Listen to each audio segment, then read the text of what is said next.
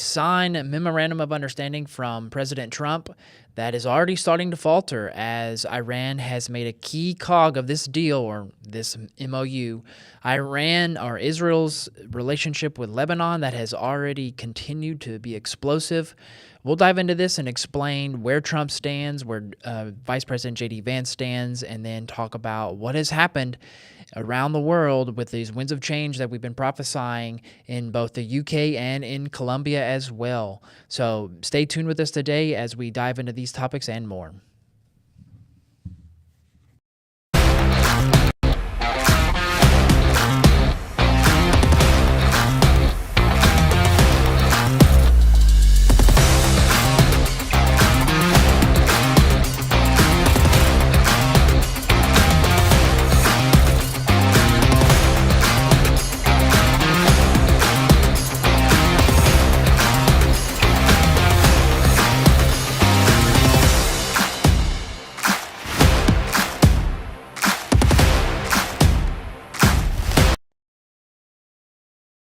All right, welcome everyone. We have Pastor Tim here in studio with us, back from his worldly travels.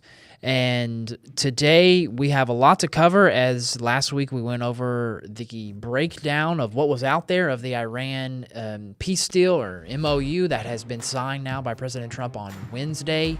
And as we started to see over the weekend, it's already started to fall apart as Iran has put back in place its blockade of the Strait of Hormuz, which Trump was trying to get removed. And now you have a lot of evidence and videos of Vice President J.D. Vance going out there and trying to defend this deal. And the problem is there's a complete differing of opinion on what is actually in the deal. So the United States says it's this, Iran believes it's something else. And we talked about this last week and the weeks before, of how when you're dealing with interpreters, there could be something lost in translation, but then also is you're dealing with two different ideologies. But here we have President Trump going forward with this deal and trying to reshape things before, July 4th and the big 250th celebration. And Iran yet again continues to be a cog in that agenda there for him. And you have those on the left agreeing and loving this deal. Then you have some on the right kind of falling apart from President Trump. And this is kind of where we're at now in this state. I know you have a few videos. We can go ahead and dive into some of those. But we see J.D. Vance doing, as he's doing his book tour, going out there and kind of being the face of this deal that Jared Kushner and Steve Witkoff negotiated with Pakistani negotiators and translators, along with the Iran negotiators as well. And the challenge is, and this is where a lot of Republicans stand is, and conservatives, is that President Trump is out here praising these people who are known terrorists, who are known to kill their own people, to kill the Persian people and attack them, and willing to just drag the entire country down economically and harm them, when it's kind of President Trump's doing the praising of them. And that's kind of where a lot of people are starting to be like, hey, this is kind of a differing of opinion here. But this is classic Trump. When he's in a deal with somebody, he's trying to get a deal done, he's going to praise them, he's going to acknowledge their strengths, not ignoring their weaknesses, because when they don't do what he's agreeing to do in being a good faith negotiator, he's going to come back and he'll attack them. So that's kind of a where he stands on that, if you understand where he's coming from. But now we see the 60 days have started. So now the negotiations of the things that we listed out, and you've seen, and there's been some things added from what I played out and read out last week of what was actually in the deal, because at that time we didn't know. It was just based off of hearsay. But it looks like most of that was in the deal, and President Trump is saying, okay, we're going to go forward, we're going to try to do this, and the backlash has already started.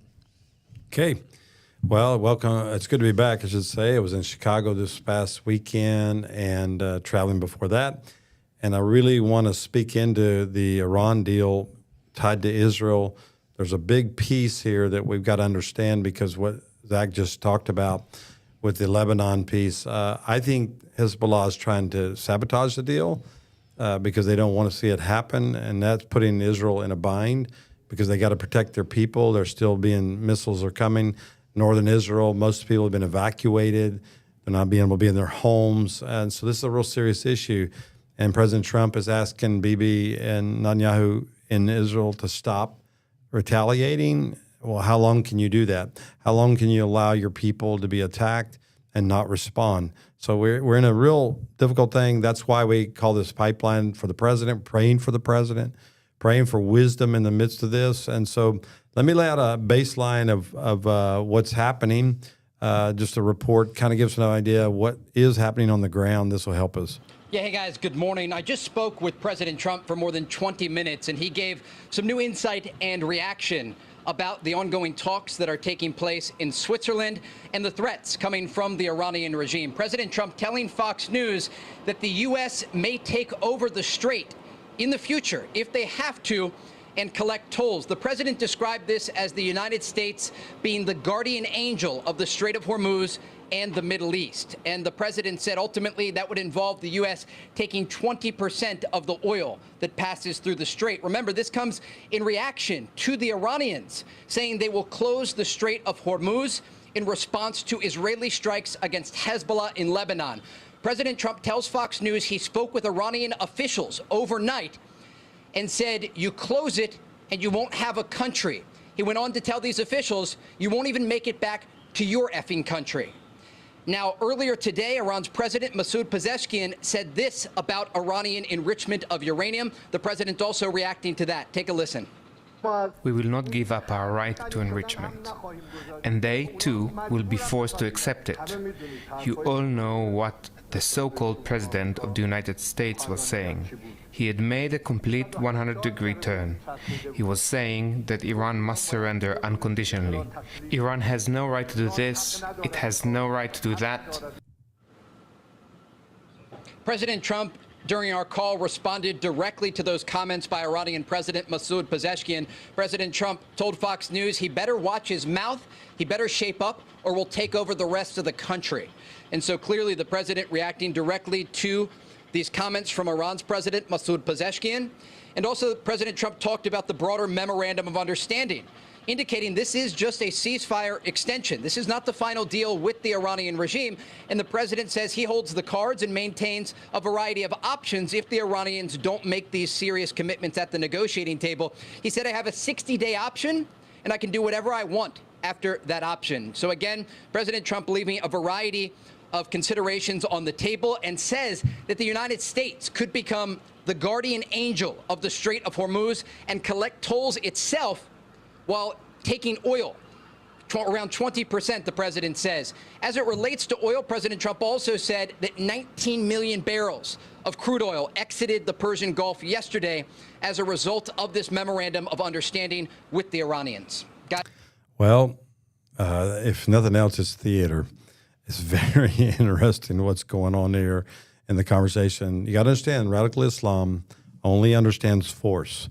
And so President Trump obviously has been advised on using force, especially with his language and his narrative, and he's using it right now. We've got to pray for him because it can't just be rhetoric. It has to have some bite to it in order to bring it into order here. We do not want tolls. We don't want people taking oil. We don't want to pay to travel through the strait. We're saying that's against international law, which it is. So we don't want to be a part of breaking law because then we can bring some judgment on the nation by breaking law that way. So we want to make sure that this is just a threat to bring Iran into alignment in order to open up and end this crisis that we're in right now. I think there was a poll that came out this weekend that 79% of all Americans want to see this deal done and wants to see it over. So there's a movement in the country and a pressure upon the president and his administration to deal with this. So we got to pray that God would give him wisdom on how to navigate through this moment. We'll see how it all plays out. Iran is clearly saying they're not going to allow investigators into their nuclear program. They're going to keep allowing enrichment. So this is their narrative. So again, you got to understand they're trying to talk to their audience, their people, and yet they say something different in the meetings in Switzerland. So this is part of diplomacy that if you don't know how it works, you're going to be confused by that all. Ultimately, we'll see how it plays out in the end. And the challenge will be is so Trump and Iran, they're trying to make this deal. Let's say talk about the topic of them setting fees for going through the Strait of Hormuz. That breaks international law. Trump knows that. He's not going to agree to that. But the first point of it is, and there's a clip of J.D. Vance who says this about Israel and Lebanon, is J.D. Vance talks about this. He says, look, a sovereign nation should be able to have the freedom to make the decisions to defend themselves just as much as we should.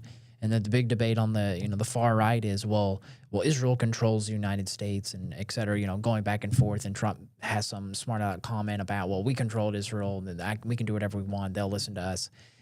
What it boils down to is that, look, Israel's a sovereign nation and we're a sovereign nation. And so why this is even part of the deal with Iran is disastrous, to say the least. But then also in the point of, look, they're just trying to stall out until Trump gets out of office, and then they'll take their chances with who's ever after him. The challenge is he's put red lines out there, and to the point of allowing the JCPO or allowing the IAEA to come in and have inspectors. They say they're not. J.D. Vance is out here saying that they will, and that's part of the deal. Ultimately, what we know is that's a point of contention that they're willing to, and more so, going to be negotiating in these 60 days. So you give it 2 months, it gets us to August about how these things will actually play out and what this actually means is yet to be determined. And the sad thing is this is playing out in the court of public opinion. And before it had been this, and this is why, to a degree, President Trump and the negotiating team wanted to keep it private, is to prevent things like this. Well, cat's out the bag because the Iranians and the Pakistanis want people to know what's happening. They want the world to know, hey, this is what's going on. Then we'll see how this plays out, because to the point of Americans, and they want it to be done because what they want to avoid is what the possible outcome might be is attacks on Iran, maybe. But then hopefully avoiding World War III, because nobody wants to really go to that. And here we are in the midterms, and this is a big issue. And the question is, do we keep pushing this thing? Do we still go after this? Where in the midterms, it could cost him. So there's a tension, and let's talk about that for a minute, Zach. Let's talk about the Republican Party and even Christians who are struggling with his statements about Israel, his statements about this whole issue that's going on there. And many believe he should have gone in and decapitated Iran. But whatever reason is this is typical what happens when we go into the Middle East. We saw it in Iraq when they went after Hussein. They could have taken care of everything, and they backed off because politicians said that's enough. We've done enough. And this is where it gets to be the diplomacy between politicians versus military. And in this placement here, I want to play a clip here from some Republicans and their views about the Israel piece and the Iran issue, because I think it's very important that we pray accordingly to what this is about as well. Trump, I am still a strong supporter of President Trump, but that doesn't mean that I have to be okay with this MOU. In fact, I have already raised my concerns about this MOU. So have other prominent Republicans, both in elected office and in the media like myself. And I think you're going to see more of that. Listen, it's okay to have a healthy debate in the Republican Party about these things.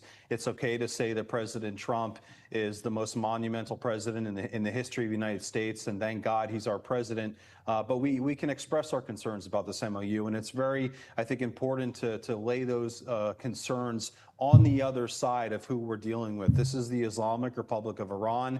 I'm of the mindset that there is no new regime. It's all still the same people pulling the same cards and pulling the same antics that they've been doing now for the last 47 years here. So I do trust President Trump, and I trust this administration. I have zero faith in the Islamic Republic of Iran and the IRGC, and I think that's okay. And I think you're going to see more people raising those concerns as they should. We're talking about a country that for the last 47 years has been the lead fiscal sponsor of terrorist groups all around the world, has the blood of thousands of innocent human beings on their hands through their proxies because they've been too much of a chicken to do it themselves. So it's okay to be skeptical of this deal here. But I think, listen, at the end of the day, President Trump He's going to continue to stand by Israel. I know we've seen some minor policy disagreements here, but President Trump is very supportive of the state of Israel, very supportive of Prime Minister Netanyahu. I don't see that changing anytime soon. And that part's the good of the story, that he is going to hold the line on that. But the fact is that it's a tension moment. The Republicans are having to decide, do I speak out? Do I just keep supporting the president? Christians, us especially, when he's making statements against Israel, demanding that they back off, it's very difficult for us in this moment. This is why I think we got to hear the Lord clearly how to navigate through this. Yeah, and the kind of point of reason is this is a 60-day moment to kind of give Trump a chance.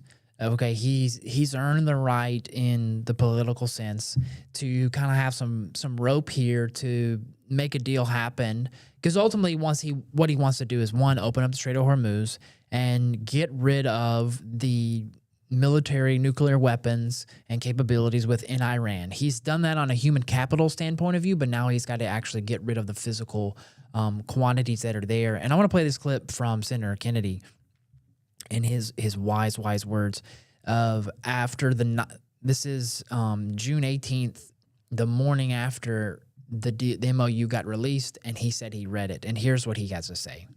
I read it twice.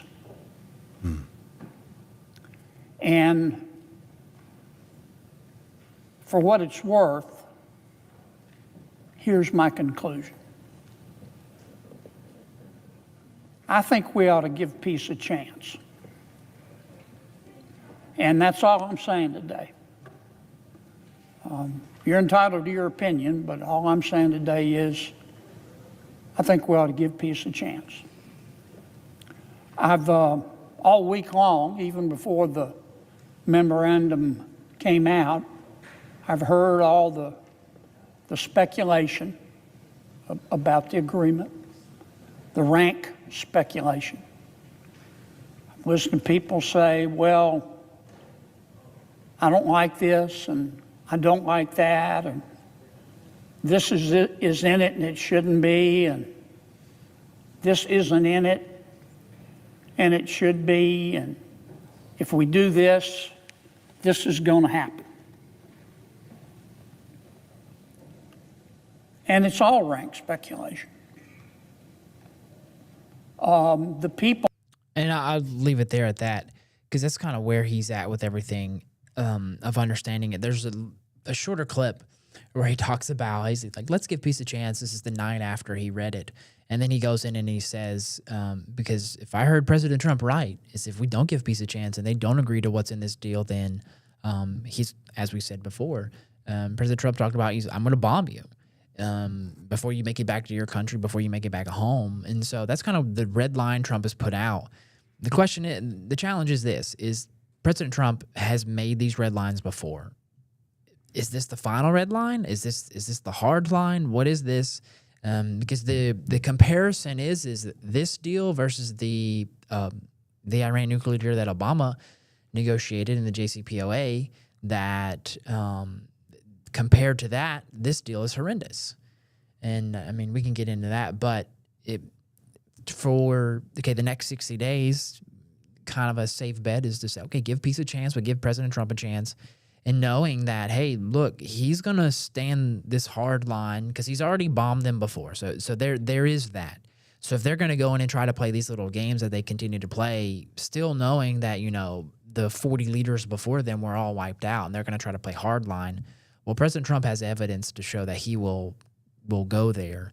The question is what does that do as we get closer to midterms? How do we get past that, or how does that come to fruition if you get closer to August when the 60 days is up? Like, will he wait the full 60 days or will he go short term? That's where prayer is needed for President Trump and the team negotiating. Don't forget, it's Kushner and Witkoff, and Vance has been involved, and Rubio's been sitting on the sidelines, and there are others who are more understanding of how to actually make a deal happen in the Middle East, especially with Iran, that are on the sidelines on this deal.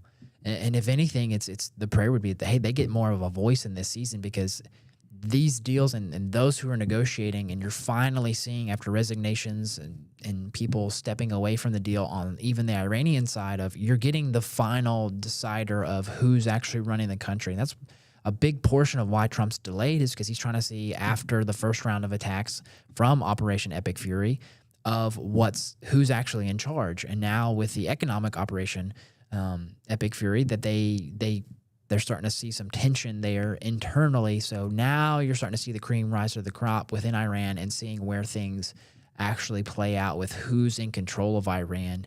And now you can kind of get to a negotiating, and is this the final negotiating table before a bigger decision is made? And let's not forget the human element here of the 40,000 plus people that have died in Iran. And we brought this up before. Our contacts within Iran, ministries that we know about, have talked about those slayings, those murders. IRGC was named as the attackers, but the fact was they imported them from Iraq. ISIS and others were the actual ones who were murdering, because the Iranians didn't want to kill Iranians, but they do bring in their proxies to do the work. And that's the sad part about it. And there's a human element here that we cannot forget. Let me play a clip here of just an Iranian speaking about what's going on the ground. I think this is something we can't forget in the midst of all the battle. Negotiations is the plight of the people of Iran.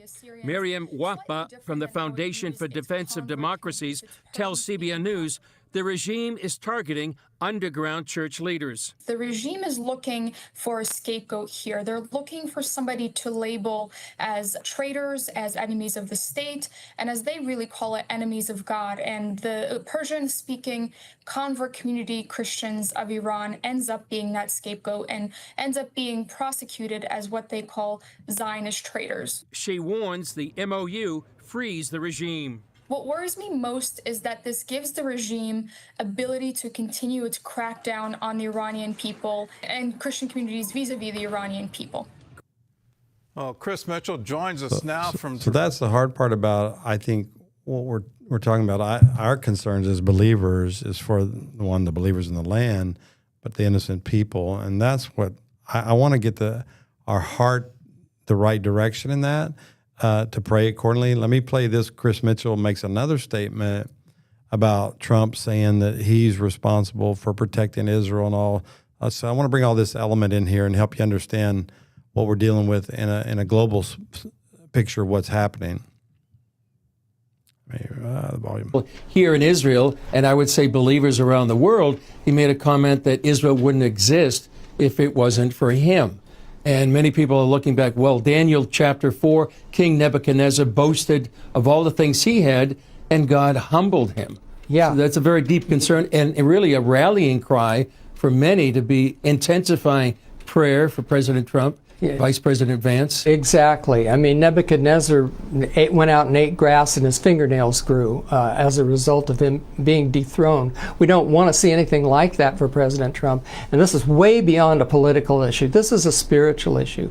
Praying personally for President Trump that he would see what it means to take on the Lord who created Israel in the first place. You know, Zechariah, in two places, he's just one prophet, where the Lord says, I am very jealous for Jerusalem. And another scripture says, I'm very zealous for Zion.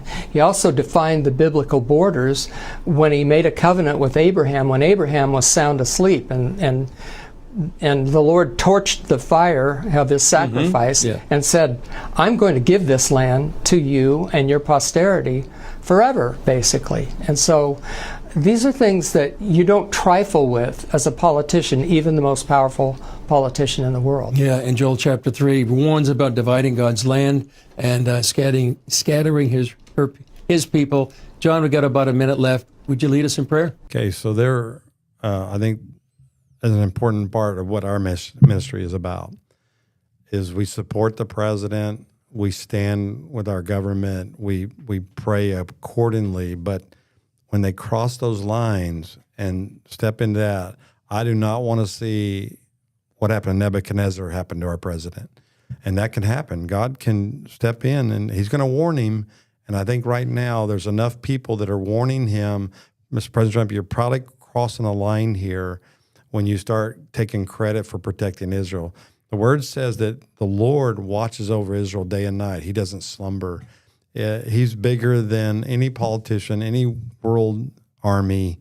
He can take care of Israel. And for us, our responsibility is to stand with the covenant that God made with Abraham and pray accordingly. So I want to just add that piece to that. I think it's a very critical moment for us in our intercession for this issue. And if we take a kind of a bigger step back and look long-term on this and see why J.D. Vance is the one out there kind of promoting this deal and trying to get this done is this comes down to the 2028 presidential election. President Trump knows, okay, this is my last term. This is it. So you've seen Rubio out there before. He gained a lot of ground. And then now most of the polls, Real Clear Politics average, has J.D. Vance at 37.9% and Rubio at 22.4%.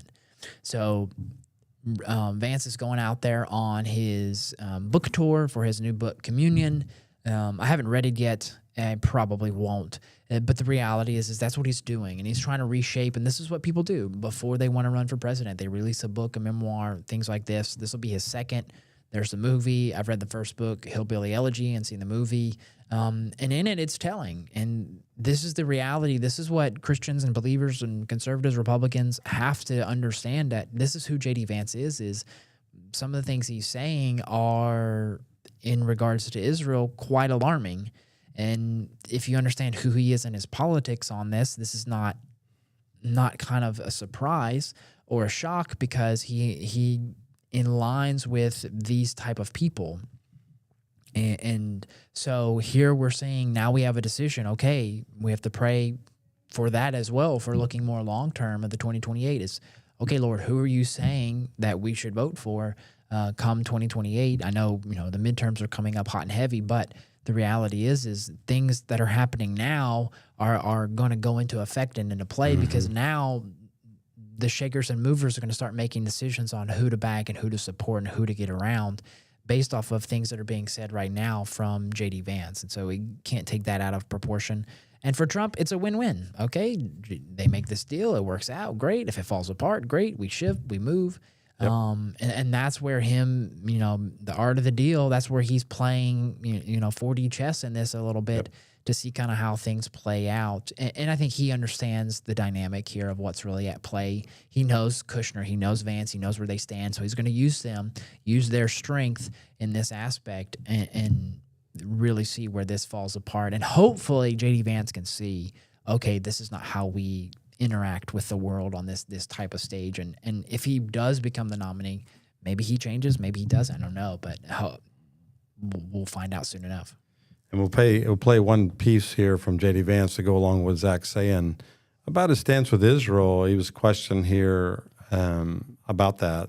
I think it's a good interaction he has about standing with Israel. Has an outsized influence in the U.S. Well, I certainly think that Israel, like a lot of other countries, tries to influence American politics. American leaders have to be very careful that when we pursue something, we're doing it for America's best interest and not for any other country's best interest. On the one hand, people will say that America's interests are always aligned with Israel's interests. It's just not true. The president has been very clear. He's got some disagreements with Bibi Netanyahu about how precisely to bring the Iran war to a close. And then I think there are some people who will say that Israel's interests are never aligned with America's, and I think that's also not true. They're a good partner in the same way that the United Kingdom or France are good partners. That doesn't mean that we're always going to have aligned interests. Sometimes criticism of Israel bleeds into Jew hate. It just does. Charlie was very aware of this. By the way, Charlie was very worried about Israeli influence in American politics. He also really disliked anti-Semitism. Pro-Israel people in the United States make two critical mistakes. On the one hand is not delineating between America's interests and Israeli interests, because they're not always the same. But the second is always conflating criticism of a particular government with Jew hatred. As if everything is Jew hatred, then nothing is Jew hatred. I actually think Jew hatred is very bad, which is why I think we have to be very careful about not calling it's kind of like how progressives for 20 years called everything racist. And we have to be very careful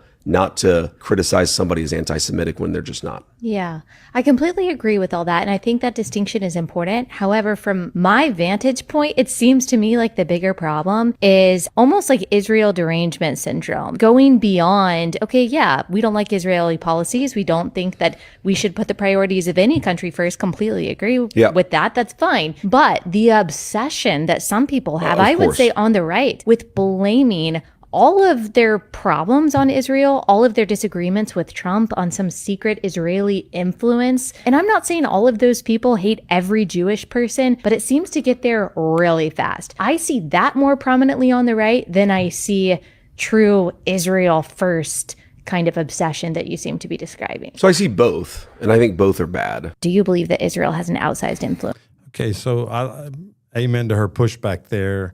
Enough, I think it was very important. Now, remember, JD is really good. He used to be the, what was his job with the military? He basically was a press secretary, journalist within the military. So he knows how to navigate through those type of interviews and work it to where he puts the onus back on the other party.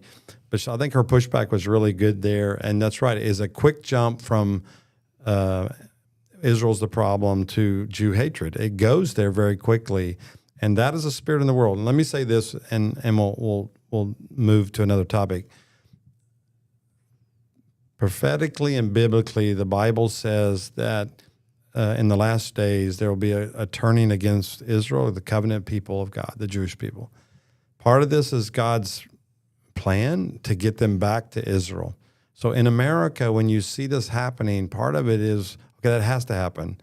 So what do? Do we just let it happen? No, we still stand up for righteousness as a people. And we let God deal with timelines, prophetic timelines that are going to happen. That's where we have to stay. And so that's where I want us and Pipeline and our family here and everybody we're working with, we're going to fight anti-Semitism. We're going to fight Jew hatred. We're going to fight people that don't want to stand with the covenant over Israel. That's our job. What happens in the natural is up to the Lord, because we know God is allowing some of this. The grace is being removed, the protection is being removed, in order that people that once stood properly are now turning. And that is because it's a timeline of God pushing. And I've told my Jewish friends in America, I said, the Bible's been accurate 100% of the time about returning to Israel, and the West has not had it happen yet, but if God's been right so far, he's going to be right again. It's going to happen. So we've got to pray for the peace to come to their hearts. Some of them need to go home. And I think for us in our ministry here, we want to help any of them that want to go back to Israel and in a sense be a resource for them to go back, because we know that's part of God's biblical plan.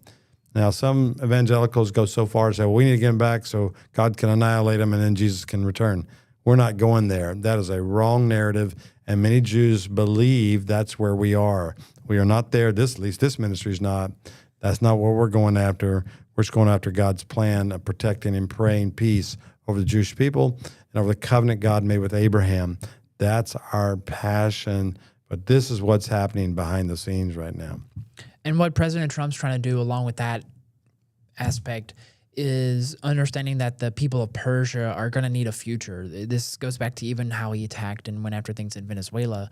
Is okay, there are people who are in charge of Venezuela right now who you would consider maybe not to be good faith actors, to say the least, but in reality is like you can't just go in ahead and wipe out their oil production and something that would be a way for them to make meet be met.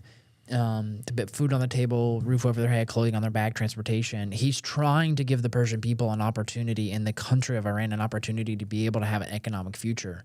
And he's warning them, and he's warned them for months that if they don't, kind of come together and remove the main thing, two things, open the strait and get rid of your nuclear weapons capabilities. And that's they're pivoting off of that, obviously, because that's not what they want to do. And so the challenge is in these next 60 days, where will Trump be? Will Trump be so focused on getting a deal done for getting a deal done's sake? And you've started to hear this language come out of him more and more often, which is quite a concern of, peace in the Middle East. I'm the one making peace in the Middle East, and the statements that he made about him being the one to to help Israel continue to be a nation, those are alarming. And that's what we want to pray against there, of understanding that, look, it's God who's ultimately going to is going to walk this through and walk this out if this deal is going to be done to where these nuclear weapons can possibly be removed. And then the question is if he is in a state of peace and an understanding of what decisions need to be made, does he just drop bombs and leave, or does he put troops on the ground, et cetera, stuff like that? Because part of the 14-point MOU is that not only will the U.S. remove its ships, but in any country surrounding Iran, and we have troops in those regions, in Saudi Arabia, Qatar, Bahrain, Iraq, et cetera, around there, that they want gone. Basically, they want us out of the Middle East entirely so that they can fill the void. And this, he's talking about this peace through strength. That kind of goes against that policy narrative that he has there as the current president and this administration. And the question is, will that continue to stand through? Okay, so let's pivot here to the elections that are coming up this week. We have primaries tomorrow let me pull that up here. These are the primaries tomorrow: Maryland, New York, South Carolina, and Utah. Louisiana, we're Saturday. We have our senatorial election. We can talk about that in a few minutes. But my focus right now is on New York because of what's going on there. There's an election, a very important, maybe you can find the numbers for that, Zach, how that New York Democratic election's going on that one. But let me shift to that. Yeah, here it is. Okay, I got it up. There's a Democratic Socialist candidate. I don't know how to say her name. Wow, what a long name there. Cavalier is her last name. But she wants to abolish prisons, open Americans' borders, as she's deleted thousands of radical tweets before Tuesday's primary. She's been endorsed by Mandami, and she's a very dangerous. This is New York's 13th congressional district. She's running for, and that election will be tomorrow. She's a 32-year-old. She has all the approval of all the Democrat, socialists, communists that are pushing her. And I think this is a very critical election. We must pray for New York tomorrow, especially. I think the other elections are pretty much set in Utah, Maryland, and South Carolina. I think they're going to go the right way. I think this is the most dangerous one. I don't know, is there any poll numbers you have on that? Which one is that? The 13th district in New York for the primary tomorrow, the Democratic primary. Well, while he's looking at that, let me push to this, because I think this is very important for our Louisiana election, which will be this Saturday, where we have Julia Letlow versus John Fleming. John was a former congressman for our district before Mike Johnson, and he endorsed Mike, and Mike took that district. Julia Letlow is a district that was just east of us here, a little city called Monroe. Funroe, as our friend calls it, Heath. So that's her district. And a deal was made for her to get Trump's endorsement. And there are many reasons why that all happened. I don't want to get on that on this pipeline. But a deal was made for that endorsement because Fleming was an appointee of Trump. So we're going to win-win with either one of them. I tell everybody John Fleming is the more conservative candidate. He will fight for conservative values. He's a deacon in the Baptist church, loves the Lord, know him personally. He burns for the Lord in many ways. So I think he'll be that. Julia's been an educator. She's been in the education system at university level. She will do what the Republicans ask her to do. She won't be a maverick in that way, but I think he's more independent. And I think that's why the Republicans are a little bit nervous about him. That it's hard to rein him in because he's going to do core values regardless of what the Republican Party wants to do. And I think that's where the battleground is for in Louisiana. So please pray for us. I can't say I've heard the Lord who God wants in this situation. I know my own heart, and we're praying for those values. I know John Fleming stands for Israel. I know he stands against a two-state solution.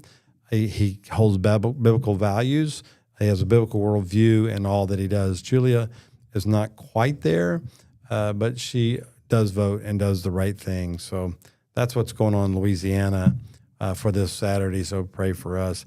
And then this 13th district in New York. That's a big election tomorrow. We don't want to see them get a foothold into what's going on in America. Were you able to find anything? No, I'm still trying to find it. I don't see that, but it shows if they're leading in New York, the candidates in these early primaries that they're ultimately going to be. So who's ever in the lead right now is pretty much going to be. The big one is South Carolina in their governor's race. There's a big lead. Well, there's a tight race there in South Carolina. I'll show this poll here. This big one here, you have Yvette versus Wilson. Yvette's leading by 29.1 in the Real Clear Politics poll, whereas the 26.4. You have this is the one the Mace is in. If you remember her, the congresswoman there who's kind of made an uproar, trying to make a name for herself to win this. Why she would run is kind of baffling to a lot of people. But these governor's races are the ones that are in contention and something to also pay attention to moving forward. Okay, so Ann Coulter, I hadn't heard her name in a long time, but she covered a point about what we've been talking about on the Democratic side of how they run elections. It's like she's been listening to the pipeline. I don't know. She's a smart lady, but she describes how the Democrats are running. She uses the mayor's election in Los Angeles as an example. So listen to this, and this will give you much reason to pray for the midterms. I respect even conservatives saying, no, it wasn't stolen. They're just very liberal. No, but they're missing the point. It isn't in the counting room that they're, running in the ballots. It's the entire election system specifically designed for the left wing to steal elections for Democrats. For example, sending absentee ballots to every registered voter, even voters who have died, voters who have left. They can be turned in by anyone. They can be filled out by anyone. Vote harvesting, ballot harvesting is specifically allowed. They do not check signatures. 30 days before the election, you can start gathering them, paying homeless people, finding them sitting in front of a barbershop, filling them all out, sending them all in. All that's legal. And then they continue to be counted 1 week after the election. So if, for example, Nithya Raman, who was wiped out by Spencer Pratt, the brilliant Republican Spencer Pratt running for LA mayor, the night of the election, over the next week, slowly she accumulated another 100,000 votes while he got, about 3 or 4 new votes. The reason these complicated, rife for fraud procedures help the Democrats but don't help the Republicans is that Democrats have an entire army of workers paid by the taxpayer to do nothing but vote. Republicans have these things called jobs, so they can't spend weeks and weeks gathering ballots, voting for people, figuring out how to cheat and what you can do and what you can't do. The rules are designed for the left. Most people with jobs, i.e. Republicans, expect to spend about an hour or two to vote. So yes, the election was stolen, but long before the votes came in. The theft of this election from Spencer Pratt should be a warning to all Republicans and a reminder that Democrats do not care about democracy. This is how they run elections, specifically designing them to allow liberals to cheat. Okay, this is very important for us in prayer, and this has been my mantra of crying out on the pipeline. Because the elections are going to happen, the midterms this year, polls may show the vote's going to go this way because that's what the people are. What they're forgetting in the polls is this machine that she just described. We've described it here many times of how it works. I've been to their campaign meetings. What she says is exactly what I heard when I heard Democrats talk about the machine that they have, the army. And she's right. Republicans don't have time for this. They're working, they go vote, and then they go on with their day. They don't have time to be out on the streets for days and days at a time. and weeks at a time and going out and gathering. These people, most of them are government workers, are out there hammering. They caught in this mayor's election in Los Angeles them going to homeless camps with ballots and having homeless people filling them out. Well, filling them out for them and just having them sign it, and then they move on. And because there's no ID in California, especially in some of these other liberal states, there's no way the poll worker can challenge it because they're not allowed to ask for an ID.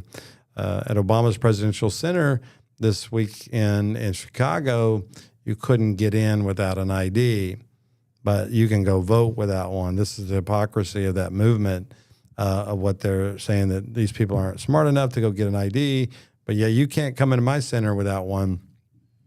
And so that's what's going on the ground. We've got to pray that in those states where it looks like it's going to go the right way, we cannot just rest. We have to continue our intercession and prayer. The prayer warriors, the networks in those states have to be engaged and have to pray accordingly and be active as much as they can be in order to see righteousness prevail. So that's all I have today. I'm going to let Zach close us out here today.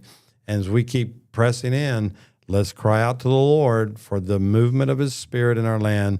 This is a rededication. Remember the prayer that happened about a month ago, and Mike Johnson got on that stage and said, we rededicate America back to the Lord. And that is our passion. That's the movement we have right now, is to believe for that rededication, get back to our core values of our founding fathers, of what they birthed this nation for the gospel of the kingdom to go from here to the ends of the earth. Okay, Zach, you can close it out today. All right, I'll close this out with this. Remember, we're talking about prayer for the president, and that's want to build upon what Pastor Tim just talked about there, is turning our nation back to the original intent that the founders put, which was having the fear of the Lord within every form of government. And the challenge is looking at, one, ourselves, but then two, within government, local, state, and then national, is where has it not been in line with, the original intent, and where has it not been in line with the fear of the Lord and walking out, what we would call biblical values, but more so freedom. Because if you look at Iran right now, they're begging for freedom. They're begging for freedom of religion that they're not having the opportunity to have, and being attacked, as we saw earlier. So that's our prayer. That's our focus. We want to continue to stay on the wall on this issue, praying for the president, praying for freedom for the Persian Iranian people who were there. And there are even some here that, you guys have a more spiritual authority there to take the reins there in the spirit and pray for that, and pray for the advisors around President Trump he is considering this, but to clearly understand this and not be persuaded by, the tickling of his ear, because he wants to get a deal done. And where have we fallen prey to that in our own lives? And so you got to understand where he's coming from. So give him some grace, but also at the same time is stay in the line, stay on the wall, continue to pray for him, pray that he has the strength to walk this out and to really carry this through to the end and what the Lord wants, because that's a challenge for him. And nobody's really seeing clearly on what the Lord wants done in this situation that we're aware of. But we would, want to go to that next level of hearing the Lord, that next level, that thin place with the Lord, to see the vision for the field that we're walking into. So blessings each and every one of you for following along. Be sure to like, share, subscribe, wherever you listen to, and share with those who you know are prayer warriors who want to stay up to date and are navigating the news and politics of the day as we get closer and closer to the midterms, and staying on the wall for these coming races. That'll be very crucial as we move forward into this next year. So blessings to each and every one of you, and we'll see you guys next week. Have a good one.